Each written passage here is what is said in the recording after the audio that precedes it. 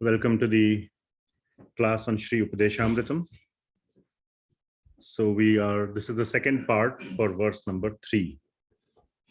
So before we start, let us recite the Mangalacharan prayers.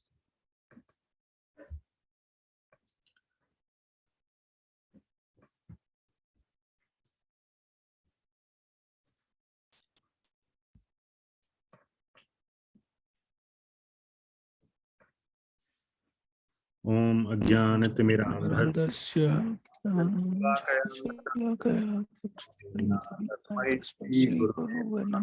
Śrī Chaitanya Manubhishtam Sthapitam Yena Bhutale Soyam Rupah Kada Dadati Swapadantikam Teham Shri Guru Shri Gurun Vaishnavascha Śrī Rupam Sagrajatam Saganam Tam Sajivam Sadvaitam Savadutam Parijana Sahitam Krishna Chaitanya Devam Shri Radha Krishna Padan Sralalita Sri Visakhan Vidanscha Om Vishnu Padaya Krishna Putale Srimate Bhakti Vedanta Swami Tinamine Namaste Saraswate Deve Gaurvani Pracharine Nirvishesha Sunyavadi Paschatya Desadarine Krishna Karuna Sindhu Dina Bandhu Jagatpate Gopesha Gopika Kanta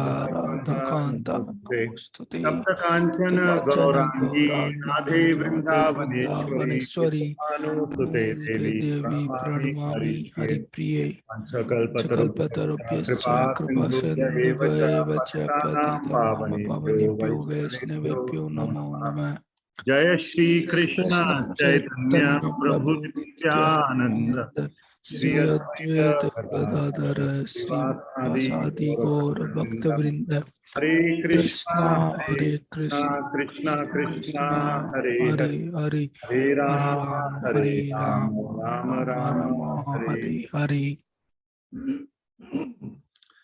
Okay, so since this is also a Bhakti Shastri class, it is the first 3 verses that are required to be memorized along with the translation.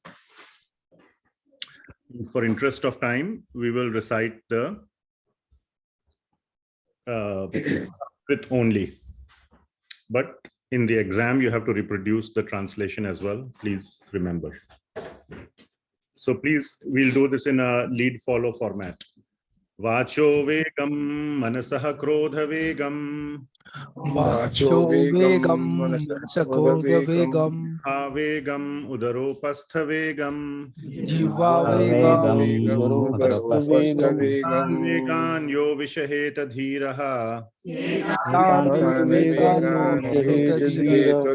Sarvamapi mam prithivim sashishyat Sarvam pipamam Atyaharah prayashascha Atyaharah prayashascha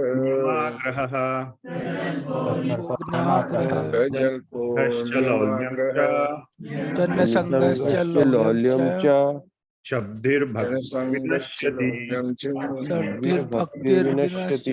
vinashyati nishchaya dhairyat utsaha tat-tat-karma-pravartanāt tat-tat-karma-pravartanāt tyagat Sato Vrtteh Sato Vrtteh Bhakti prasidhyati. Bhakti vinashyati. Prasidhyati, not vinashyati. Vinashyati is previous one. This is the one that enhances bhakti, prasidhyati. Okay, so these are the do's. Vinashyati means that verse was the don'ts. Okay, so I will switch to the presentation.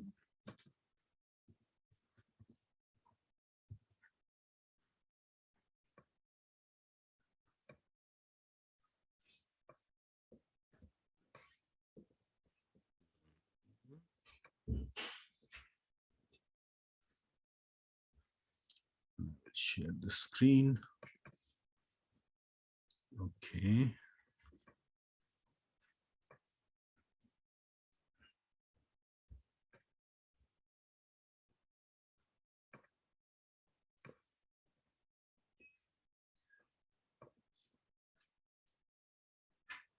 Okay. So, verse number 3, 6 habits to be adopted for a bhakta. What are the 6 habits? Utsaha, nishchaya, dhairya, tat-tat-karma-pravartanāt, sanga-tyāgāt, Sato Vrtteh, shadbhir bhakti prasidhyati. So, these are the 6 habits or activities that are to be adopted by a devotee. So let's quickly review before we start. Actually, one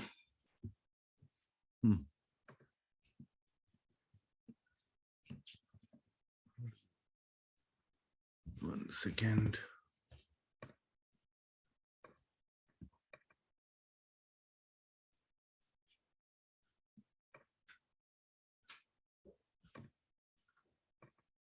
Okay, so this is our wonderful Upadeśāmṛtam by Śrī Rupa Goswami.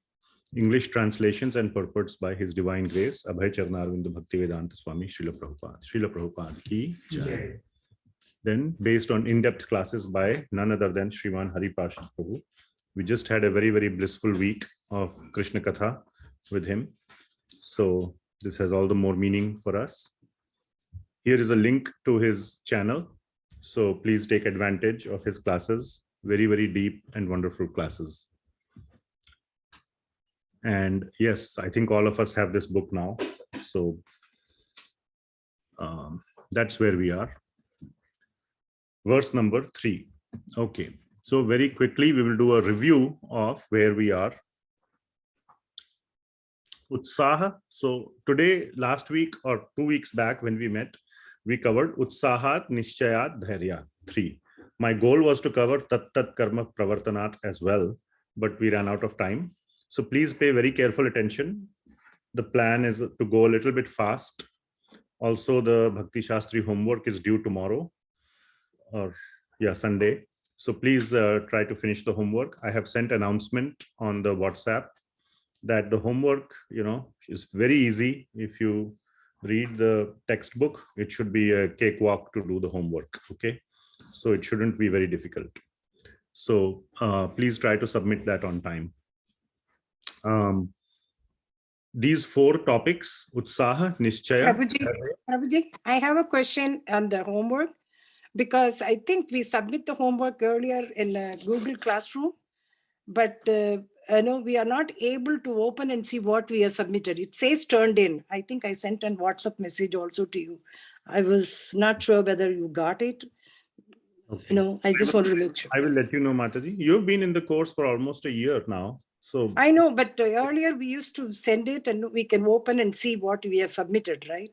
Now it says some Google Doc or something like that. I am not able to open and see what it's been okay. sent. I will get back to you offline. Okay. Thank you. Thank you. Thank you, Prabhuji. Sorry. No problem. No problem. I just wanted to make sure. Thank you. Sure. So, where was I? Yeah. No, yeah. So utsaha, nishchaya, dhairya, and tat-tat-karma-pravartanāt are linked to each other. So we'll do a very quick recap. Utsaha means enthusiasm.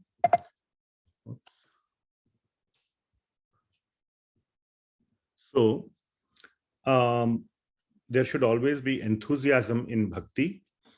Lack of enthusiasm means, or some of the things are like being bhakti appearing to be tasteless or like boring, or also somewhere I have written here, this is it, after the first 2 years, first it is very enthusiastic and everything is new, but then it becomes mechanical.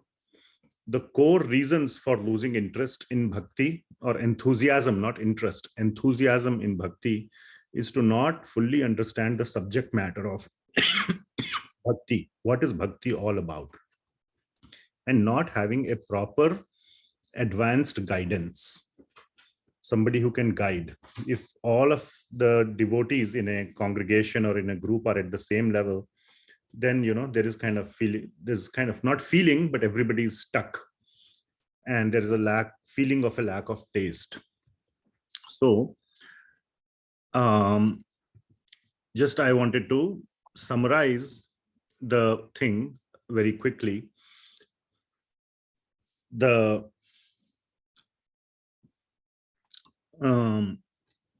process, understanding the process of bhakti comes from Bhakti Shastras. We must seriously make an effort to understand bhakti. Okay. Srila Prabhupada has written so many books. He just did not write only Bhagavad Gita.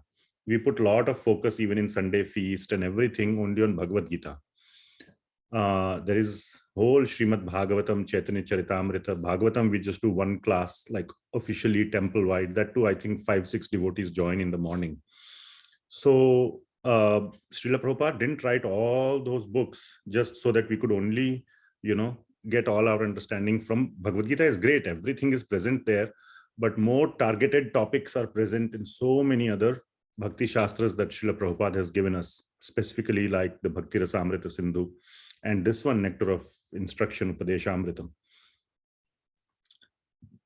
Finding an advanced guide who can properly guide is also very, very important to get unstuck and to understand the matter of bhakti. And in the meantime, now finding a guide, we had discussed last time, one has to very seriously pray to Krishna to send somebody who can properly guide us. There are many aspects. The wavelength should match, chemistry should match, it should be friendly and, accommodative. Somebody may be very advanced, but may not have time. Some sannyasis come and they give classes and then they go. So there may not be there may be just some Q&A time in a big setting, but you cannot have a half an hour, 45-minute, 1 hour discussion with them.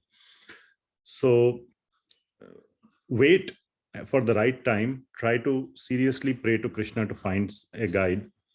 In the meantime, very nicely study Bhakti Shastra and try to implement the teachings very sincerely and associate with sincere sadhus and advanced sadhus as much as possible. Associate doesn't mean one-on-one guidance. Associate means sit, and that has a profound effect.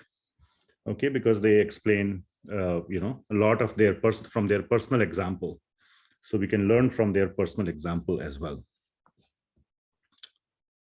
Okay. Yeah. Then for utsaha, we are still on utsaha, just 2 points. In bhakti, there is a lot of scope for utsaha, lot of scope for new things. We listed this long list. And the problem is that we don't invest in this newness. Find new things. When we are beginning bhakti, we look for new things. We go buy something from the store. When the new iPhone or new gadget comes, we keep playing with it for the first 1 week. Then it is somewhere. So then we look for the new gadget. That's why the shopping malls and all are a favorite pastime for materialistic life. When we are transitioning into bhakti, there is so much newness in so many there are so many shopping malls. All these are, you can think of like various shops in the shopping mall. Go shop in these and you will be happy, go to some place, cook for the festivals and this and that, and so many activities can be done. So all this increases our utsaha in bhakti. Okay. Then comes nishchaya. Very quickly, nishchaya means determination, or nirnaya, conviction. Conviction for what? Very, very important point here is that I'll just speak on I have colored in red color what I want to hit upon. Okay, the important points. Very strong conviction that Krishna Bhakti is the #1 purpose of my life. Okay, it should become very quickly the #1 purpose. There could be number 2, 3, 4 also. Maintaining the life, family life, maintaining a, livelihood, whatever else. but it should become number one. And after some, long time of staying in bhakti, it should become the only purpose after some time. Then give up all other things, and that should be the only. Of course, bodily maintenance need to be done, but all that should decrease to a bare minimum. Another strong conviction that bhakti works for many, many people. Today I was discussing with a nice devotee who was visiting me, saying sometimes, devotees we see in, to the extent of pujaris, they are directly servicing the deities, or serving the deity on the altar for 5, 10, 15 years. And sometimes as soon as then they get their green card, they run away, and, you find them 1 month later, pumping gas at a gas station. So what happened in those 15 years of direct service? And then, of course, sometimes they get remuneration from temple and all, and there are fighting, oh, he is getting more remuneration than me, or this or that. I'm not saying this happens in our temple, but just saying this is, I was hearing from some devotee in some other city, oh, that pujari's green card is coming. Before his green card arrives, we want the new pujari because we know that the day it comes, he will disappear. So what happens, after directly serving the deity, directly on the altar, why there is no, change of heart? So some of these things are missing. That bhakti works, no, pumping at the gas station works better. That may be the conviction. Bhakti was for my remuneration to get a, O class green card, O class, or R class. H1 is much harder. R is easier. So get the green card, get the remuneration, then goal is to pump gas. So if that is the faith in pumping gas, then that's what we'll get. So having the strong faith that it is not fake. And if somebody tries to challenge, this is the test. You should try to put yourself to the test sometimes to be able to answer that question. If somebody says, hey, why are you doing this? You could be you'd be better off pumping gas, or, there are so many other things better than that. Why are you doing this? You should have a strong and convincing answer. And that can only come when you are yourself convinced. Otherwise, it won't come out of the mouth. You may say some words, but it may be, you won't pass what is known as the straight face test or the red face test. You will feel like, you will know in your heart, I don't mean what I say. So that is nishchaya. And how to develop nishchaya? So many points. There are too many points in red which I could not miss. Please read it. Please refer to the previous class. But how to develop that nishchaya? Again, it happens by diving into Bhakti Shastri, consciously working on our own transformation by following these principles of atyahara prayasascha, and the don'ts and the do's, and removing the various anarthas for Krishna's pleasure. So doing our Vaidhi sadhana bhakti, but the main purpose should be to increase the taste. That is the main purpose. The purpose is that our taste should increase. Somewhere I have said here. Yeah. So all this is very important to develop that nishchaya. Then comes dhairya. Dhairya means patience. But patience obviously means waiting, but not like waiting, in the queue, and where you just have to stand in the sun and you cannot do anything. These days we have smartphones, so we can, do something while even waiting, check your mail, or, do some Facebook even while you're standing outside.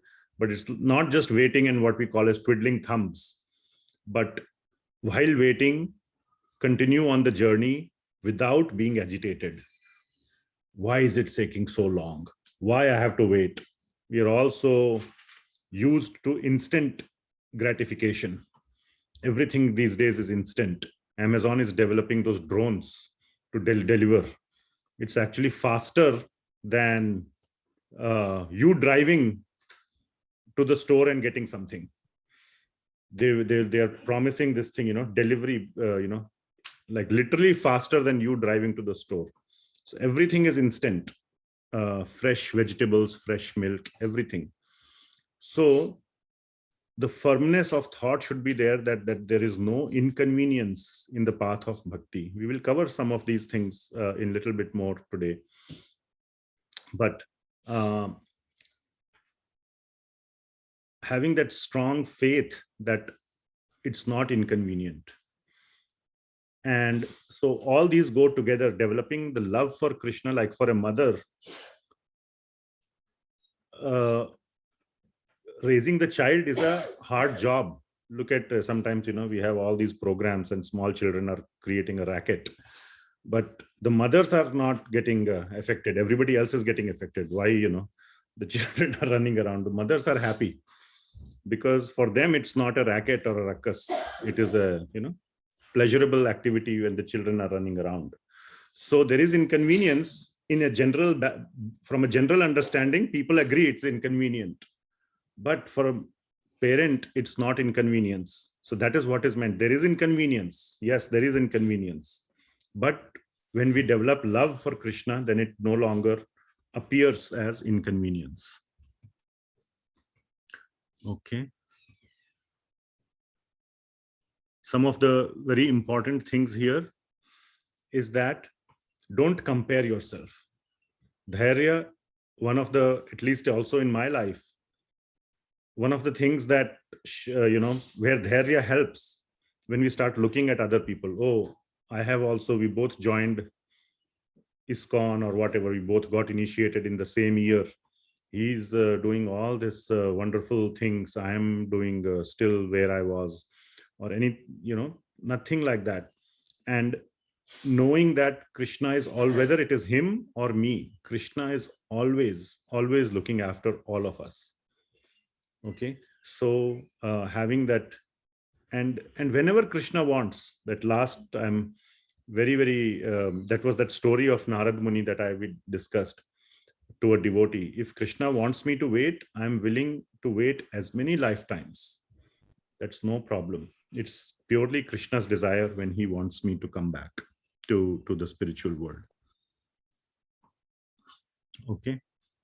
Okay, so that was a quick, probably 15-minute recap of where we left. Now let us look at tat-tat-karma-pravartanāt. So tat-tat-karma-pravartana. So what does it mean? Tat-tat. So why I have put it in multiple colors? It's a multi-phrased aspect, or multi-words. Engagement in those activities of bhakti, sadhan bhakti.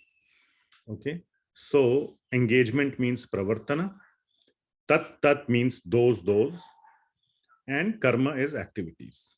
So engagement in those activities of sadhan bhakti. Bhakti is a sadhan. We also call it sadhana bhakti because sadhana is the sadhan. There is sadhan.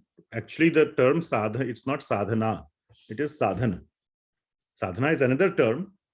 Both sadhana is the sadhan means the means to get the sadhya. Sadhya is what? Krishna. So that is the sadhya. The sadhan is bhakti. So by doing bhakti, we get the sadhya. So that is sadhan bhakti, and sadhana is the one is sadhan. So both, it's correct, but I just wanted to bring that out. Tat means what? Tat, the first tat refers to the do's, and the second tat refers to the don'ts. So the various do's and don'ts, these are your activities of bhakti that one does. Okay, performed by the sort of the limbs, by your physical, as they say, if there was a video recorder, it would capture, it would be able to see what you are doing. So it's not something in the mind typically, but something that you do. Or don'ts, which means if you do the don'ts, it would also capture that. Oh, you're doing something which is not one of the limbs of bhakti. So the do's are the Navavidha Bhakti, the 9 processes. And among those, there are certain ones that are prominent.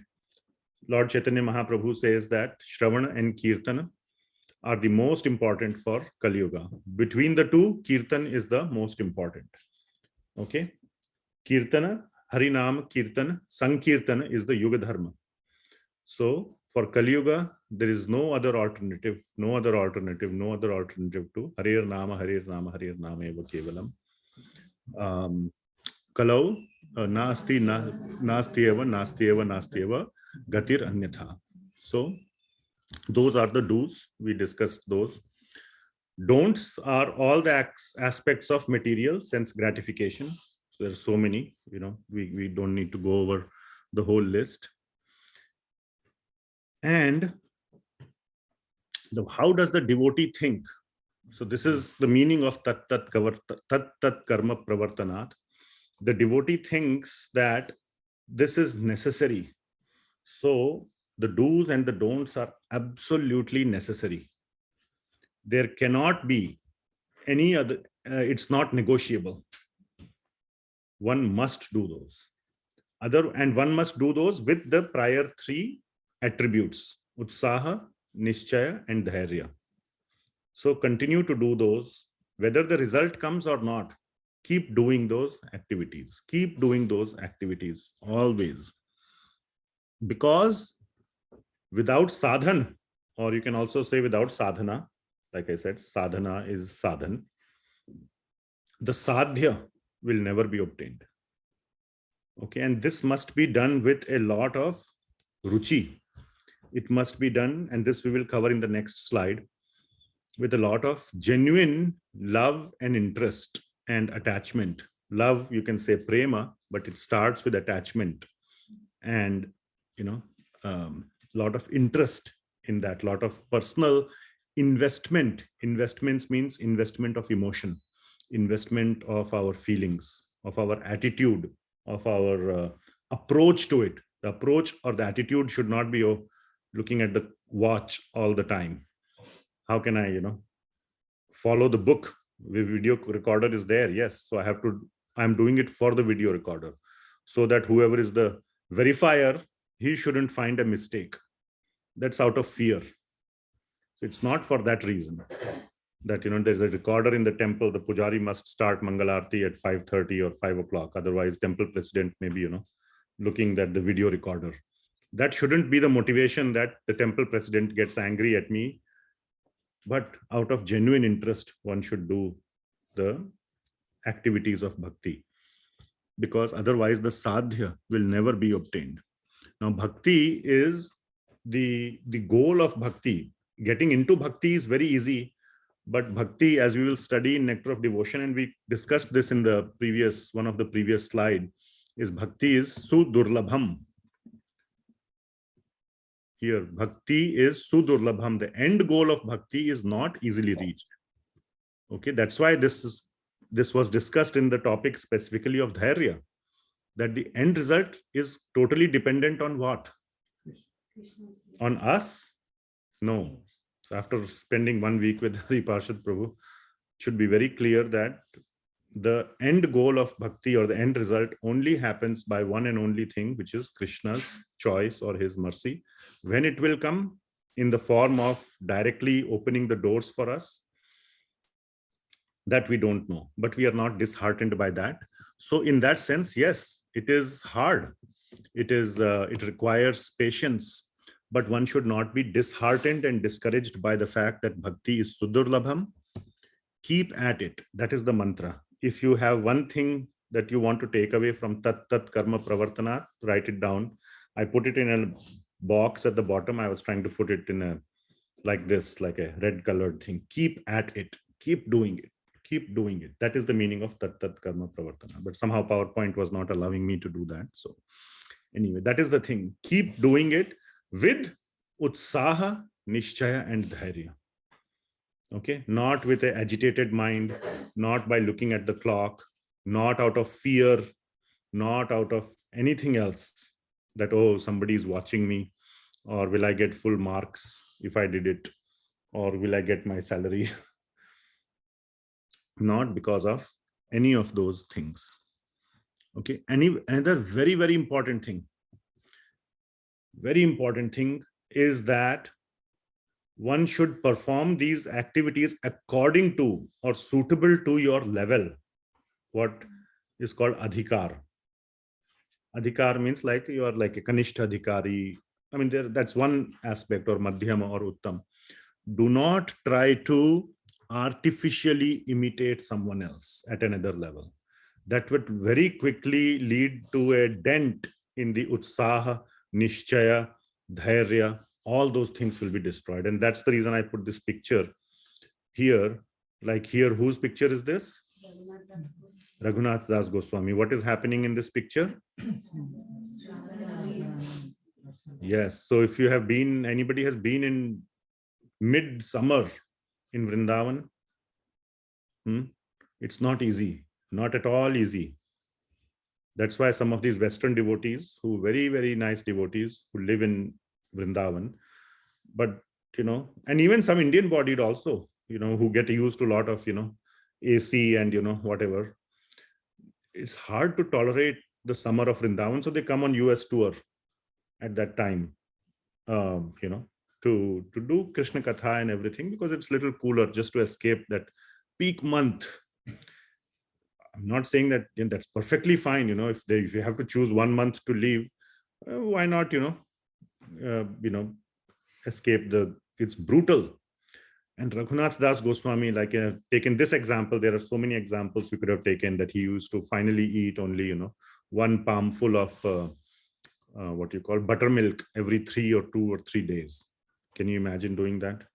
I was like, I had a nice breakfast, then a few hours later I was telling my wife, where's lunch? She said, what do you mean? Just eat at the home program, there'll be, I said, no, I need something. I can't prepare for the class. So my mind is not able to.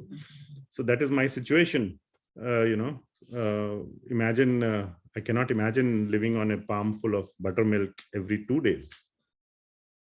So here it was so hot. Even Radharani thought, how is this fellow, surviving even? Let me go and, put my sari on top of his head so that he gets some shelter from the heat. He was not, he was happy in his bhajan, happy.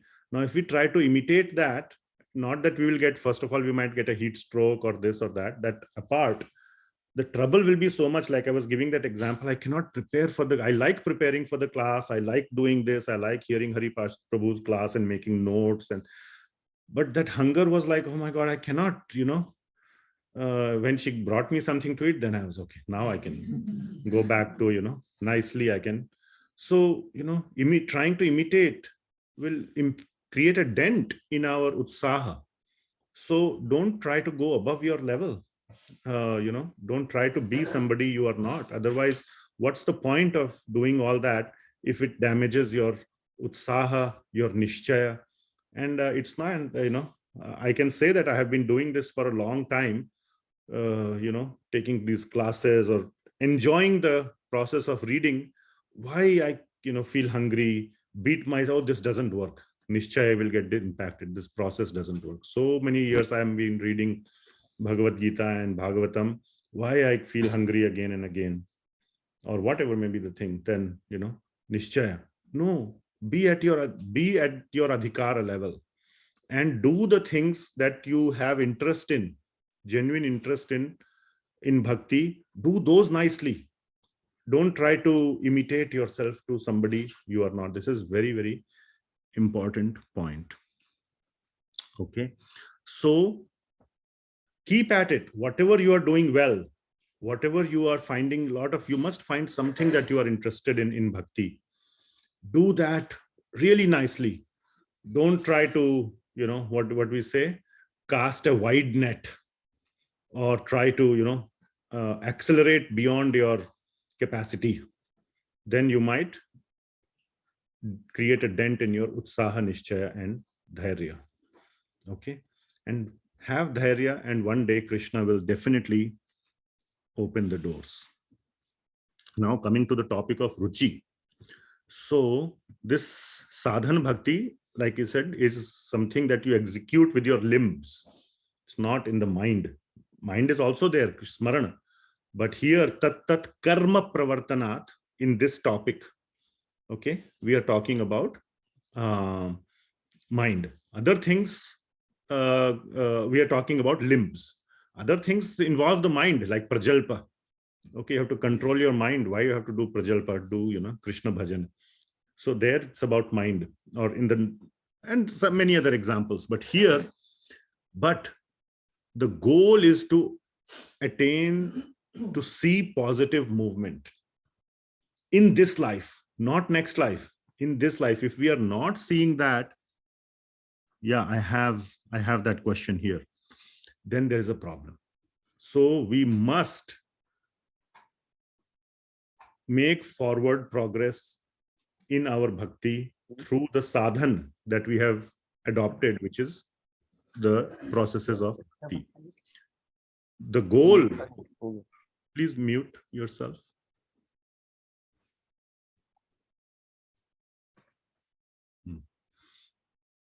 So the goal of sadhana bhakti is to attain the stage of bhava, at least in this life. And there are 9 symptoms of bhava. At least we must try to attain some of those symptoms to some degree. We must keep track of where we are and use that as a sort of a yardstick to move forward. So, and bhava is reached through ruci and asakti.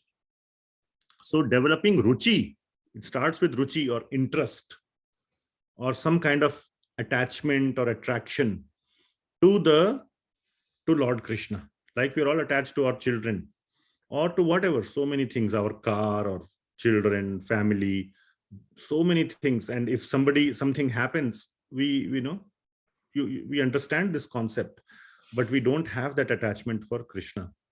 So developing that is the goal of sadhana bhakti. That is the goal. So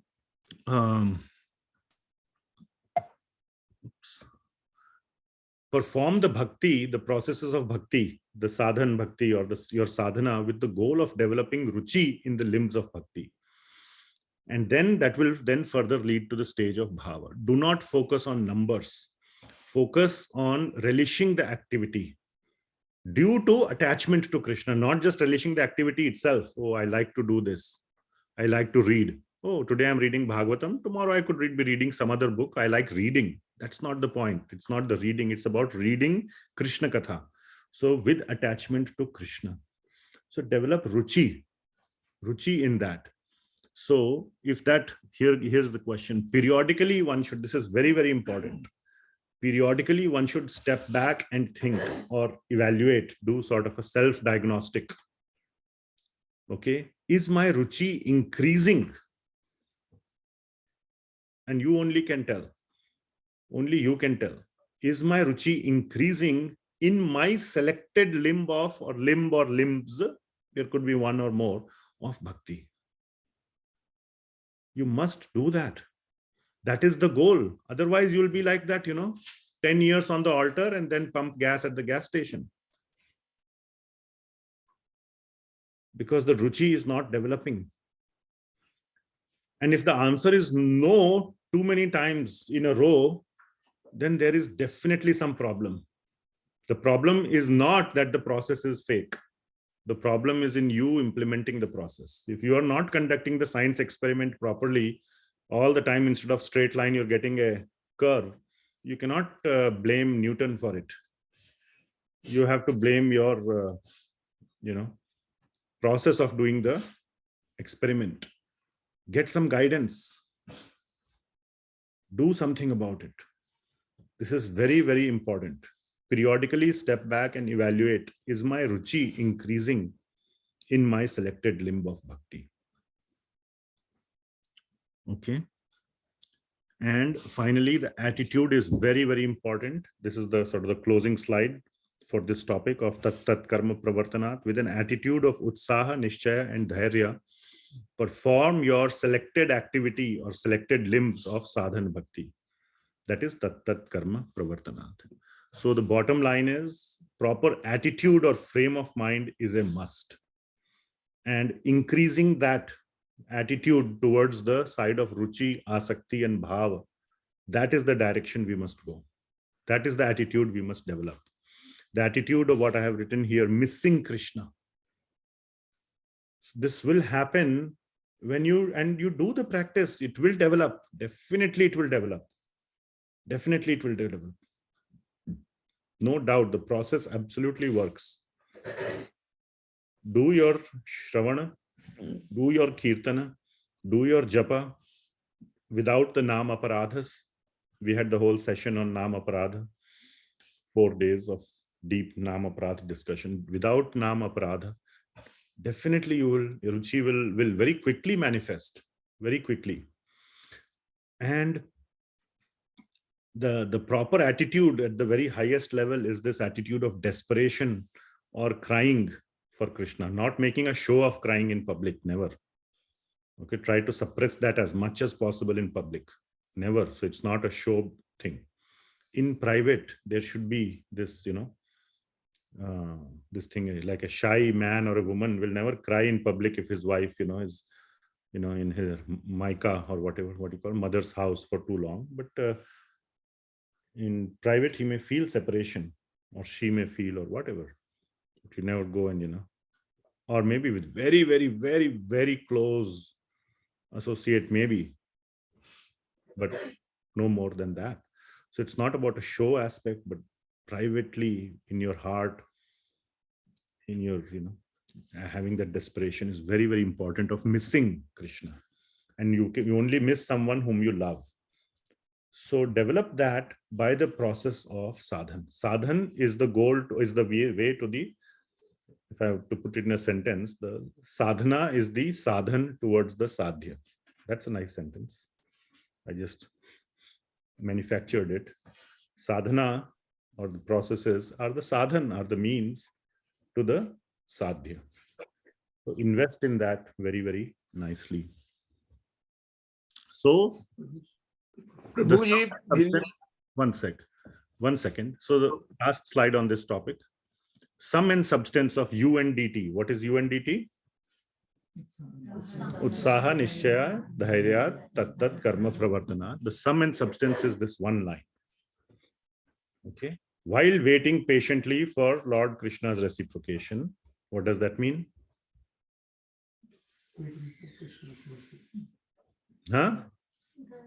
Dhairya. Continue to do the activities of Krishna Bhakti. What is that? Tat-tat-karma-pravartanāt. With enthusiasm, utsaha, having full confidence that this process of Krishna Bhakti is genuine and it works. What is that? nishchaya. So that is the full sentence. While waiting patiently for Lord Krishna's reciprocation, continue to do the activities of Krishna Bhakti with enthusiasm, having full confidence that this process works. It's genuine. It's not a made-up process. For what would anybody work? For what would Rupa Goswami make it up? For what? He's long gone. I mean, materially speaking. For what? The only thing is that he was one of our best well-wishers. So he has created this process for our benefit, for zero benefit of his own. So this process absolutely works. It's genuine. There is no reason for our acharyas to tell us this. They didn't have any self-motive. Okay, then we will cover sanga-tyāgāt and Sato Vrtteh. But any questions? Yes, we had one question in the room and then one online. When you talk about Ruci, There is no question.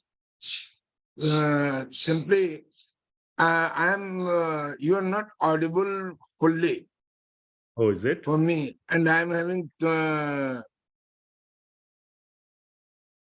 is why I am diverse. My mind is diversifying.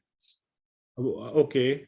How about others? Anybody who has Just increase the volume of. no, Prabhu, I'm hearing perfectly fine. Okay. So No issue. probably other devotees are saying that they are hearing fine. Maybe it's some problem with your internet connection. You can listen to the recording again. Hopefully the recording will come out fine.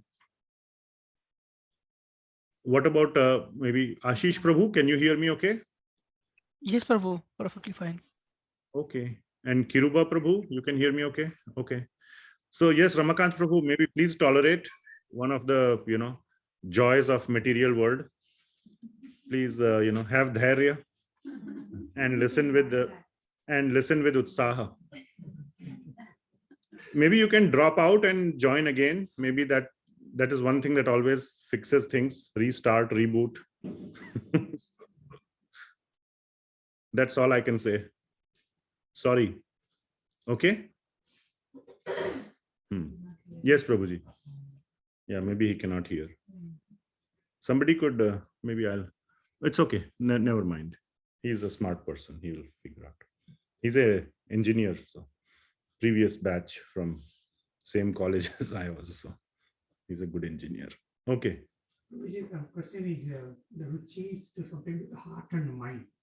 But when you said sadhana, why explicitly mention limbs there? No, we are Using our limbs. we are referring to the 64 limbs of bhakti as per Śrī Upadeśāmṛtam. Okay, not our hands. No, and all of those require those limbs of bhakti. Those activities are performed using our limbs. Most of them. Okay, our senses. So Shravan, for example, okay, ears don't kind of move like animals' ears. They don't. Our ears are fixed, but still, the eardrums are vibrating because they are hearing. But it's using our senses, our karmendriyas and gyanendriyas. So there are the 64 limbs of bhakti, which are there are many limbs of bhakti, but we cannot keep track. So for the serious devotees, otherwise there's one limb of bhakti, always do Krishna Kirtana. If nothing else, at least that one. Then there are, so many 5 limbs, 9 limbs, Navadha Bhakti, 64 limbs. That's a very comprehensive set of activities in bhakti that Śrī Rupa Goswami has given us. We don't want to go above 64. It's too much for our mind to keep track. And usually somebody finds something of their choice in 64. It's a pretty big set. Okay. Okay. Sanga-tyāgāt. So the sanga-tyāgāt. Okay, Sai Prabhu has raised the hand. Let's see if he has a question. Oh, okay.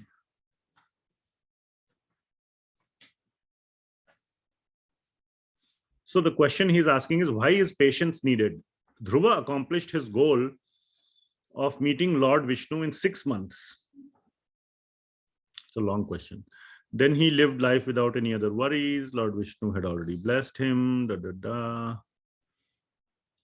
Otherwise, we are left with mediocre life, old age. One should not accept mediocre fate. No. So that you're missing the point. So why should we have dhairya? Because it is up to Krishna to reciprocate with us. Dhairya is needed for that. Utsaha, one very easy way for utsaha to remain is when we see reciprocation, or nishchaya, to keep getting stronger, our determination or conviction to keep getting stronger and stronger and stronger, is we see a lot of reciprocation. So because Dhruva got it in 6 months, yeah, great. Khatwanga Maharaj got it in 48 minutes. One muhurta, it is said. Even less than 6 months. And so many devotees, Ajamil he didn't get to see Krishna, but at least he got a second chance in 1 second. Just took the name of his son and he got a second chance, at least. He saw the Vishnu Dutas, not Vishnu, but Vishnu Dutas. So even better examples are there than Dhruva. what to speak of Dhruva, but that is all Krishna's reciprocation. We cannot, it's not a formula. It's not something that we can say that if I do this, Krishna will do this. That is just not the case. Absolutely not. It is purely and purely Krishna's choice when he reciprocates. That is why we have been discussing all those topics. How many lifetimes it takes, I don't care. That should be the attitude. Narad Muni's story, somebody said, oh, Narad Muni said, I talked to Vishnu and he said, you will be, going to Vaikuntha in 50 lifetimes. Instead of being sad, he was jumping with joy. Only 50. Great. No problem. Like that. So why is patience needed? I hope that is answered. One should not accept mediocre fate. Yes, I'll interpret the question as one should not accept no reciprocation from Krishna. No, we should accept no reciprocation. That is the whole point, to keep doing our activities, tat-tat-karma-pravartanāt of bhakti with enthusiasm, even when we, with patience, that sum and substance line, even when we don't see any direct reciprocation, without getting agitated and without losing faith. That is the nishchaya, knowing that this process works. It is genuine.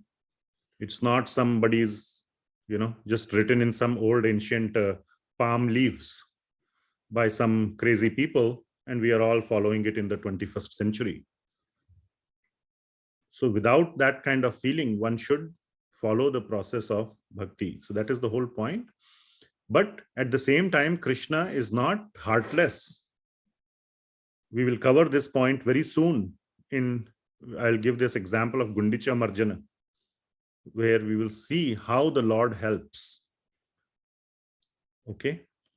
So there's a follow-up. Shouldn't we become more desperate when there is no reciprocation? Yes, absolutely. That is the mood and the mood aspect.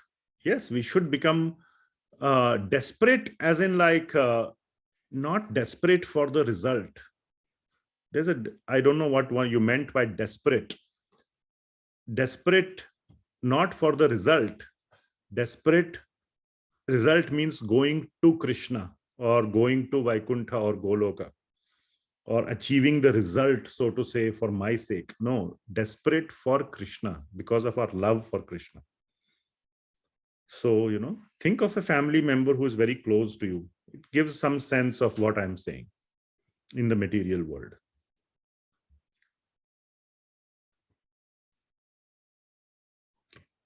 Okay, sanga-tyāgāt. So, sanga-tyāgāt, what does it mean? Giving up materialistic association, right? Same thing was there in verse number 2. What is verse number 2? Let us recite. Atyaharah prayashascha prajalpo niyamagrahah janasangha chalolyam cha shadbhir bhakti vinashyati. So janasangha should be avoided. So quick recap of janasangha. These things. Okay, we'll just focus on these. So many materialistic people.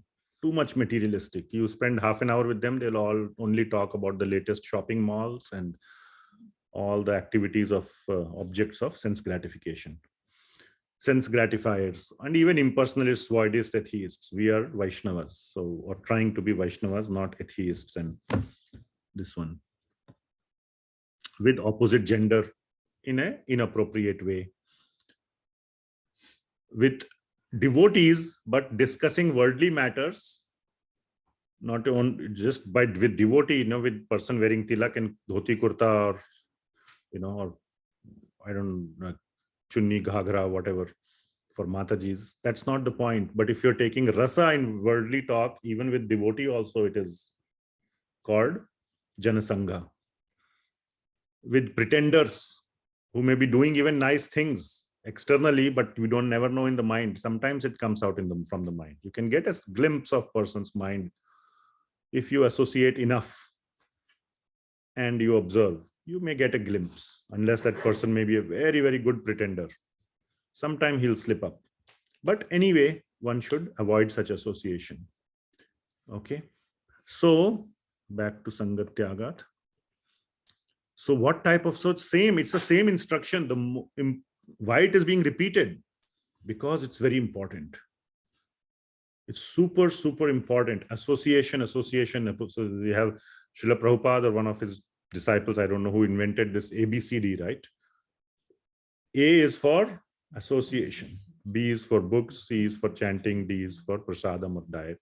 But number one is association is so important for our devotional life, because we pick up most from association, whatever we pick up.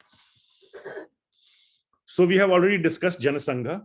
So in his class, Hariparshad Prabhu made the focus of the discussion specifically with relation to giving up the association of this thing called pratistha asha.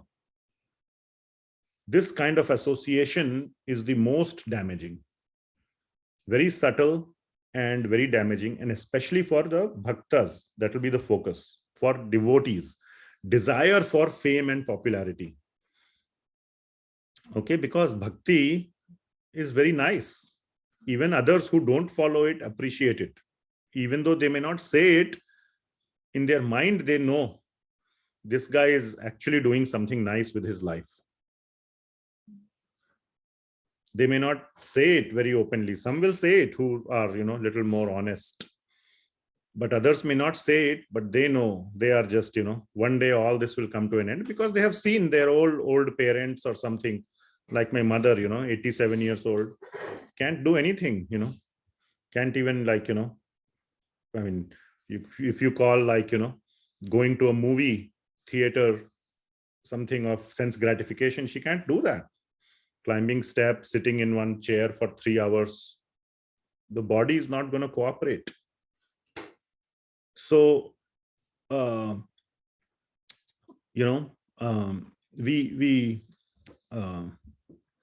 everybody knows that this is temporary sense gratification.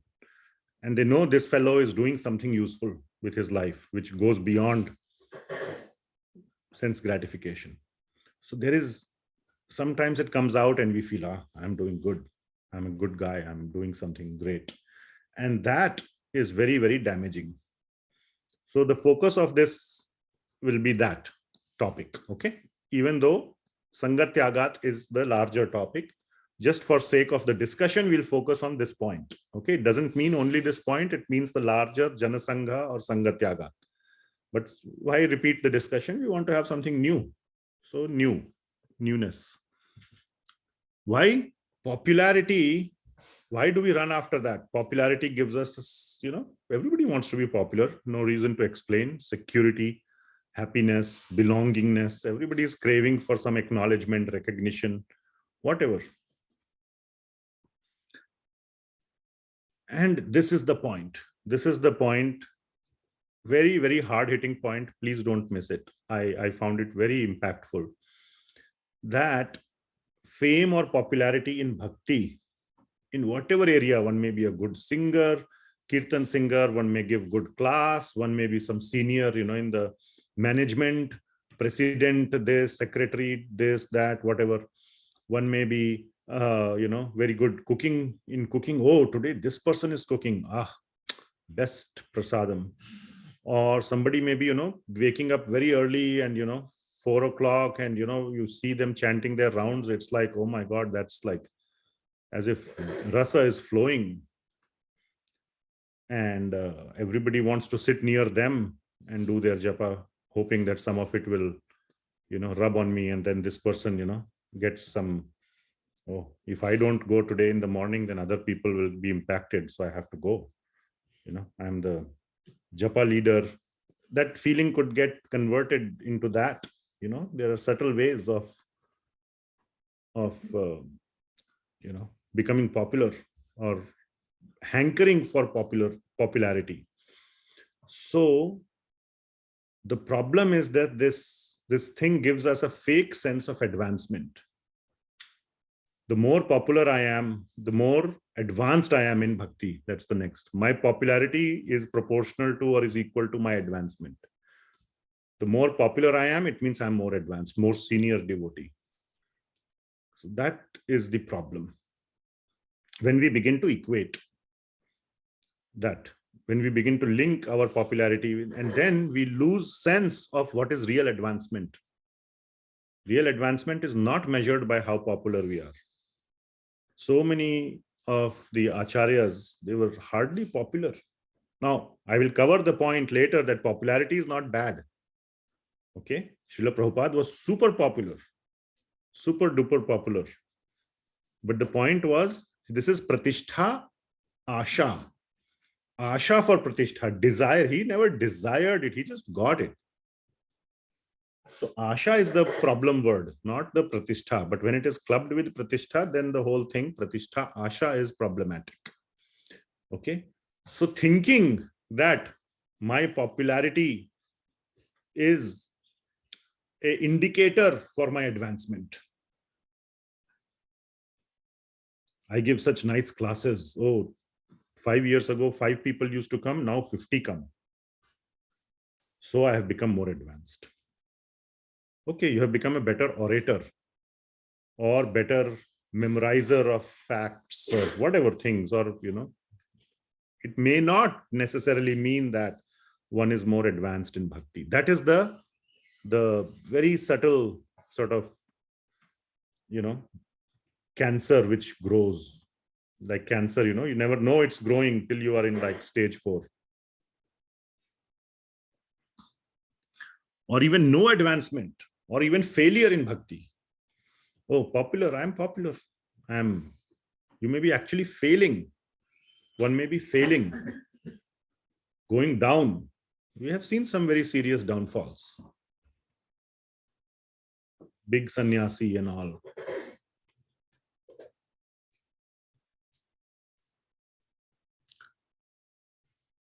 And the reason is this, or there are several reasons that Prabhuji had given in the class. Where the core reason, at least that I identified, was this: that pratistha, asha, when you get a taste, khoon lag gaya muh mein, then you want more and more pratistha. Pratistha comes from what? Cats and dogs? No, from people. So you want more people. Where do you find more people? Huh? Where do you find more people? In the world. And what are the more people? The more people you want, statistically, are they going to be devotees or non-devotees? Materialistic. Materialistic. All. But more will be materialistic people. Manushyanam sahasreshu. So you will find the remaining 999.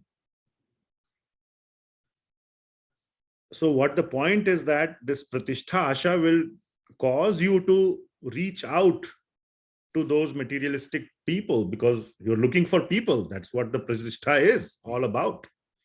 It's all about the people. It's not about your bank balance. That would have been artha or wealth. This is pratistha.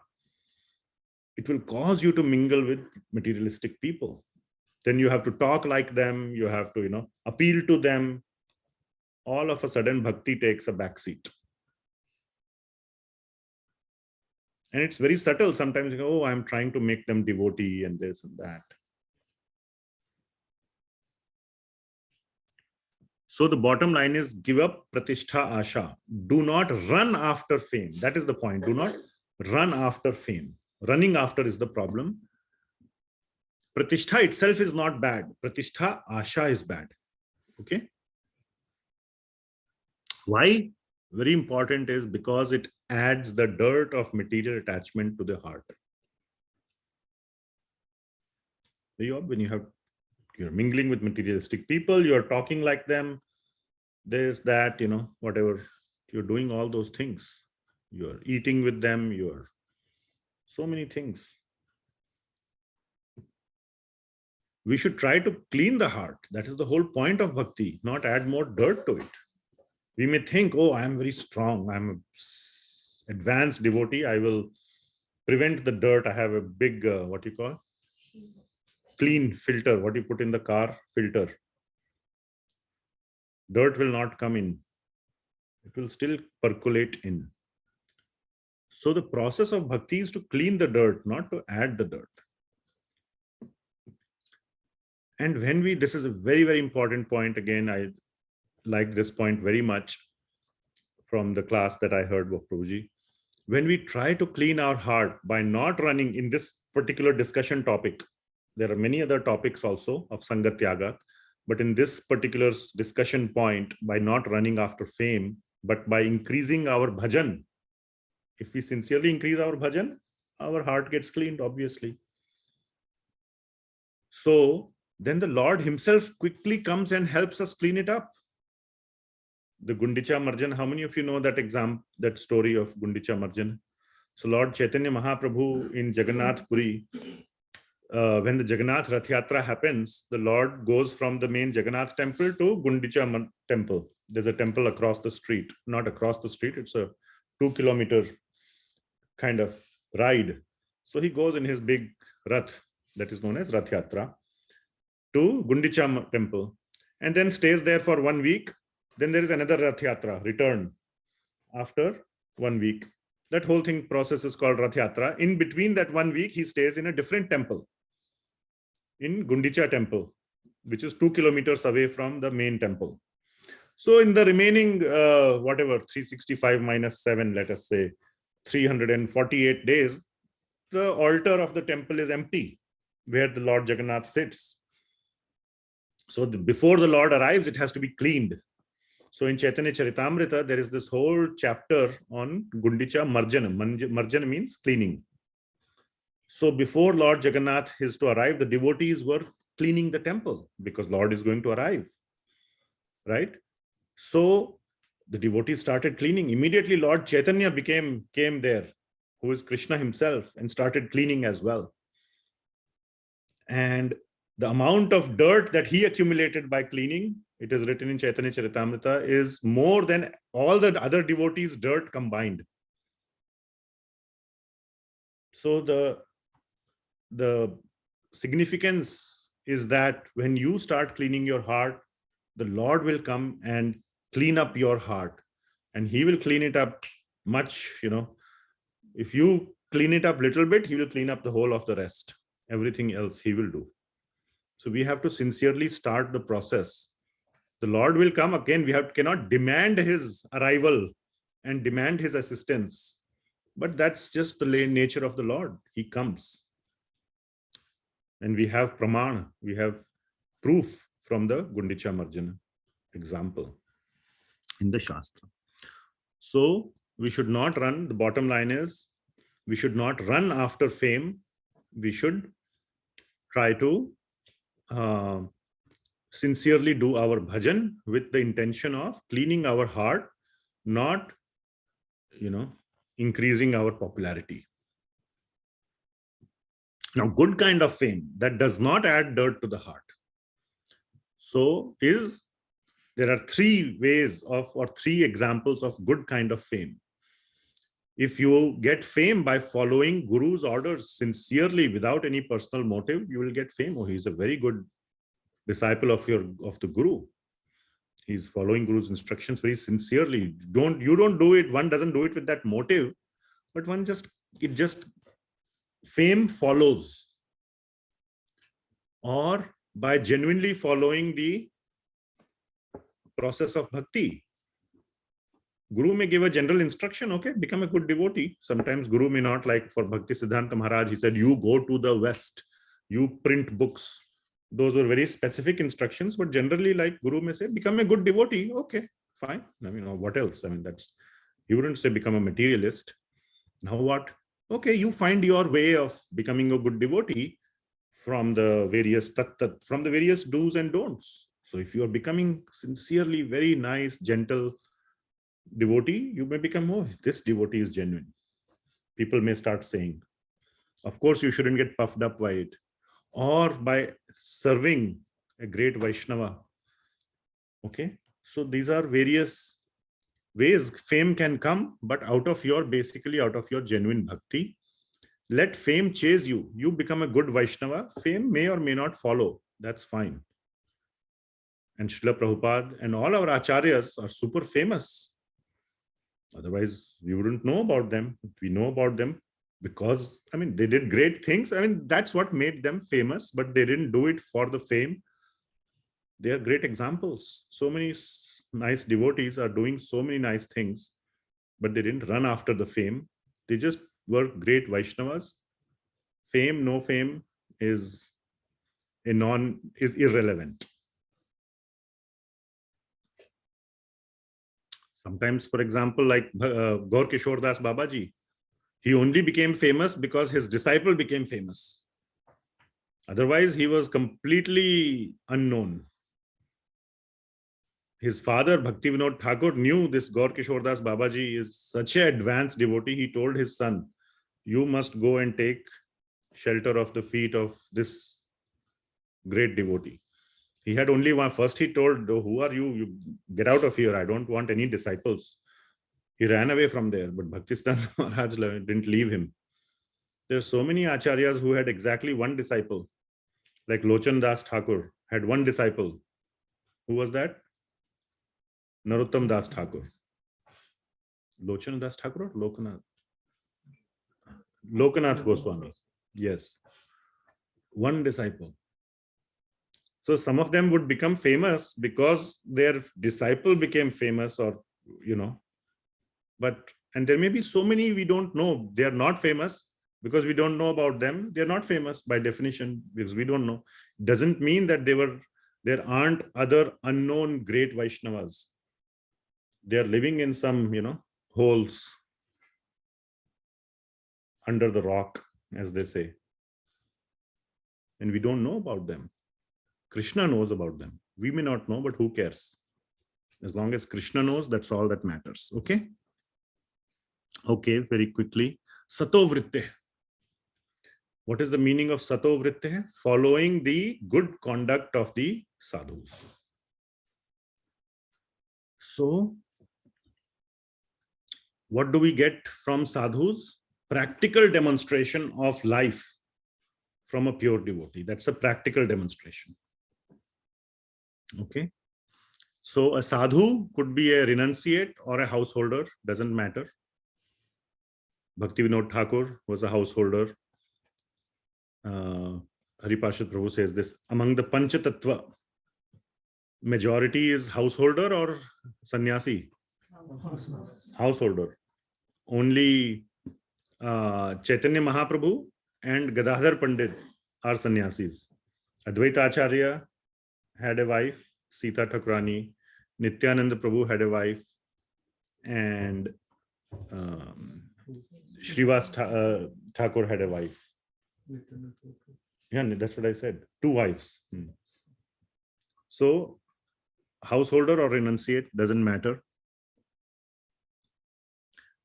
So, an important point is that we think, why to follow sadhu? I think this is also the next slide also.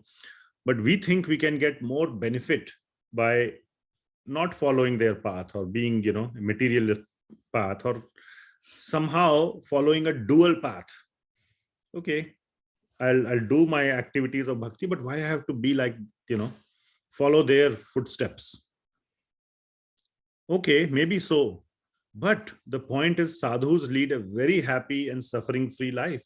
What are we trying to get out of our material life? Happy, suffering-free life. End of the day. You can only eat that same amount, okay, as Bill Gates. You can only need, you know, 6x3 to sleep. You may have a 500-room house. To sleep, he cannot sleep in 500 rooms at the same time. He's not Krishna. He will only sleep also on 6x3. So, you know, sadhus also lead a very, very suffering-free life. This 4th limb of bhakti is sadhu vartma anuvartanam. So vartamanu vartanam. This is the same word as the ye yatha mam prapadyante tam tathaiva bhajamyaham mama vartamana anu vartante manushya partha sarvashah. So that everybody is following my path. That's what it means. Same thing here. The fourth one is sadhu vartamanuvartanam, following the path of a sadhu. And in this verse of Bhakti Rasamrita Sindhu, it is written that it causes the highest benefit. It is free of suffering and it is effortlessly followed. Okay, this is bhakti is susukham kartum avyayam. So susukham, it's very joyful, it is effortless, it is free of suffering. It's not a suffering full process, it's a very joyful process. Of course, you know, through association we feel that happiness means 500 rooms, or you know, whatever, you know, so many definitions we attribute to happiness. If you think about it logically, it is not. So why follow a sadhu's path? Why follow a sadhu's path? Let's we haven't had this interaction. Why should we follow sadhu's path?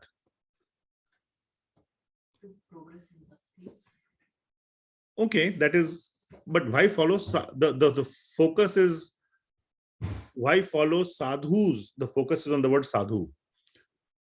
The question is not why follow the path of bhakti. Why follow the path as followed by sadhus? Could be the It is tried and proven tested. path. Yes, on Zoom. It could be Yes, the proven it- path. Proven path. Nice. That's a good answer. Yes, somebody else was saying. Mahajano yen gata sapantha. Okay. But what you are saying is that because they followed. Okay, why should we follow what they followed? That is the question. You're stating the question, it looks like. Nishchaya, to increase nishchayatmak Okay. and patience. Okay. Okay. Anything else? Yes, Mataji. Now we can go in the room. Because they showed by Acharan, you know, practically applied it, so we can follow the footsteps and follow what they've done to reach the goal. Okay. Yes. Very good. Anything else? The lives are based on shastras and principles, scriptures. Sure. Very nice.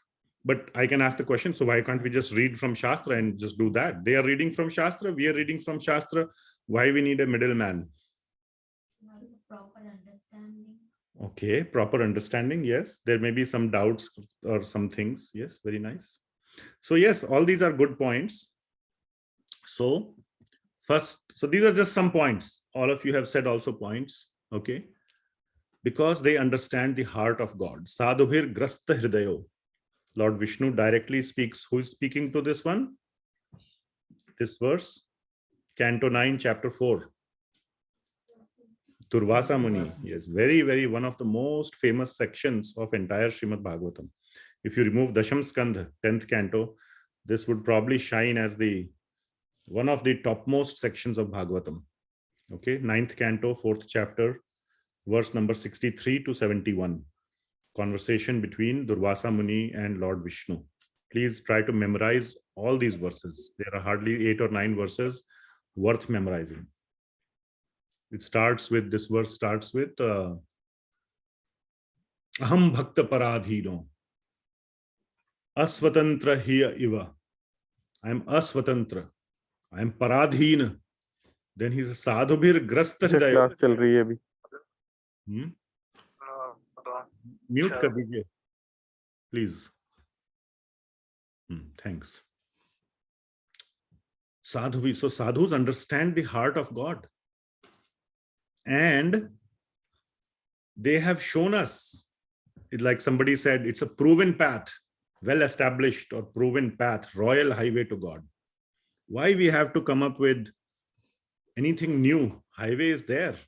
Just drive on the highway. Otherwise, you'll waste your time manufacturing your own highway. We may think we know what is best for us. Oh, this highway is not good for me. May have been good for that sadhu, but I will make my own highway. No, don't try to manufacture. That is the very next instructions by Rupa Goswami. When he wrote the previous instruction that follow the sadhu, sadhu vartanam. He knew people will say, okay, they followed it, but I don't need to follow it. He specifically writes, if you create your own path, it is simply utpata. Utpata means it's a disturbance. So Rupa Goswami is making it very tight. Follow this, don't make your own. He's saying both things. Okay. Because why? We are full of the 4 defects. Okay. So I'm not going to go into the details. We have discussed the 4 defects in great detail earlier. Specifically in Ishopanishad introduction, we discussed Brahma Pramad, Vipralapsa, and Karana Patava.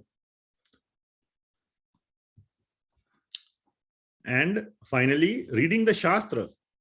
Okay, reading the Shastra gives us theory. Of course, it gives us a lot of examples, but they are from a different age. Okay. One can say, oh, Dhruva Maharaj, okay, that was Satyuga. He could stand on one leg for 6 months, stop breathing. He can do it. Can I do it? Oh, he's Dhruva. He's like, okay, maybe he had, after 500 lifetimes, he became Dhruva, and then finally he saw Vishnu. I don't have that history of 500 favorable lifetimes. What about me? So sometimes those examples from a different age, different situation, different circumstance doesn't appeal. We find like, okay, this is not applicable. Sadhu's life gives us a real life demo in current and contemporary circumstance. So here we are talking about contemporary sadhus. Okay. Not like even 500 years back. Also situation was different. Okay. You can say Vrindavan, you go and live in Vrindavan. It was so peaceful. Now there's like, it seems my relative was telling on weekends, it's as if like Vrindavan becomes like Delhi. All the, Delhi descends on Vrindavan. It's like, so there's no sort of happiness, to go from one place to another. It takes 1 hour, just like Bangalore. So contemporary situation, how to live the life of a sadhu, or little bit recent. That's why Prabhupada, the Lilamrit is so important. It is also a little bit getting outdated. I mean, outdated in the sense like there was no Facebook, there was no whatever, So, you don't see Prabhupada, doing Facebook. Then one can argue, oh, if Facebook was there, maybe he would have done it. So it's okay if I also do it. Okay, it's a logical argument. Logically speaking, okay, it wasn't even there. So now we look at current sadhus. So find sadhus and look at them to get a contemporary understanding. And very important point, don't imitate sadhus, follow in their footsteps. What is the meaning? What is the difference? Very important point. Again, the same thing, don't imitate them. Follow in the footsteps means, like I have shown in that picture, follow the footstep means you start walking on their path. They have given the path. Don't jump to the end point. They may be very advanced, so don't imitate them. You start from where they started. Wherever they were, and you see that, oh, I was in that place in my journey, start from there and follow that path, but don't jump. So that's the class. That is Sato Vrtteh, following the good conduct of the sadhus. All glories to Srila Rupa Goswami, all glories to Srila Prabhupada, all glories to my Guruji. Srila Prabhupada ki jai. So that completes the 3rd verse. Then next week, no class. Please note, no class next week because of the visit of His Holiness Bhakti Purushottam Maharaj to Portland. So summertime is nice time to, again, Sato Vrtteh. and associating with sadhus. Very, very nice opportunity to associate. Uske baad kya hai? Oh, Chaitanya Charan Prabhu. Yeah. Oh, so we will not have class for 2 weeks. Hai na? So we'll have class in the 3rd week from now. So great sadhus are coming. I mean, I can genuinely put my hand on my heart and vouch for both of them.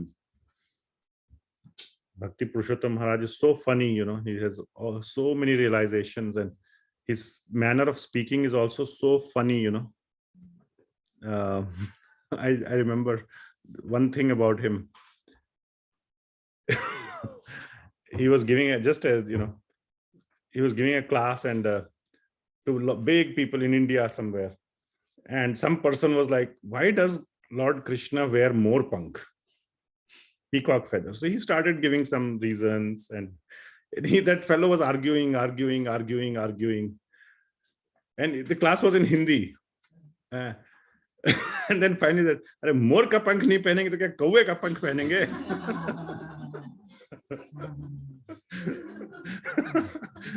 That person was satisfied. Sometimes, you know, a higher answer doesn't work. You have to give the answer at their level. Very funny and very nice. And Chaitanya Charan Prabhu, again, I'm sure all of you have heard, very, very philosophically, very deep and very adept. So you'll see a nice spectrum. Okay.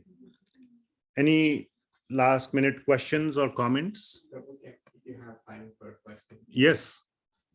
Can a grihastha be sadhu at the same time? Yeah. So the question is, can a grihastha be a sadhu at the same time? What do you all say? Yes. That's the answer. That's Very reassuring. Yes. We discussed, like, Bhakti Vinod Thakur is there. So many, like, that's why actually, if you remember, we read Chaitanya Charitamrita for several years, previously. One of my internal sort of motivations to focus on Chaitanya Charitamrita reading was, of course, I had read Bhagavatam earlier, but so the next thing was to read Chaitanya Charitamrita, but other part was, it was more recent. You will not have this scenarios of, like Dhruva Maharaj, 6 months without even breathing. There is no example of any devotee in Chaitanya Charitamrita who stopped his breathing as a limb of bhakti to do that meditation. Because I couldn't relate with Dhruva Maharaj. Okay, that's just like it's not a story. I mean, it's history, but still it's like, okay, he did it, great, but it's a theoretical thing for me. Chaitanya Charitamrita was much closer. So, and Chaitanya Charitamrita has so many grihasthas, hardly any sannyasis, hardly. And the follow-up question, in grihastha's bhakti journey, how do they manage with giving up janasanga, like association of material? They could be part of the family or extended family. How do they pass through that journey? So the question is, how in a grihastha can we give up janasanga or adopt sanga-tyāgāt? So the idea is to reduce it gradually. It may take a while before it becomes zero. So don't think of it as a binary. So reduce it. Okay. And try to seek more devotee association than materialistic association. And on a need basis, and there are, interact. And the most important thing is, don't take rasa in it. It has to be done. You do it. You don't quit your job, because most likely in your job, you will not have devotees, majority, even maybe not even one. But don't take rasa in it, and continue to make progress. Take a lot of devotee association, and spend the rest of your time in Krishna Bhakti. Do whatever minimal is needed to maintain your livelihood, and Janasangha is part of that maintenance of livelihood thing, unless you are just a simple woodcutter who just goes and cuts wood and just, even you have to, go and sell it. Woodcutter just for a house will not run the house. You have to go sell the woods. There is Janasangha even there. Some minimal will be there. So don't take rasa in it, and over time reduce it after you have, I would say, accumulated some, what would you say, savings, where retirement level savings of a very, very modest devotee life. Then give up all Janasangha and focus fully on Krishna Bhakti. So have that goal of giving up, like I think I discussed or said today in the class, soon enough, for some time, we have to come to the level where we completely give up all materialistic association and only focus on Krishna Bhakti, nothing else. Till then, yes, use that to maintain your life. That's what I would say. I am very far from that level myself, but trying to work towards that.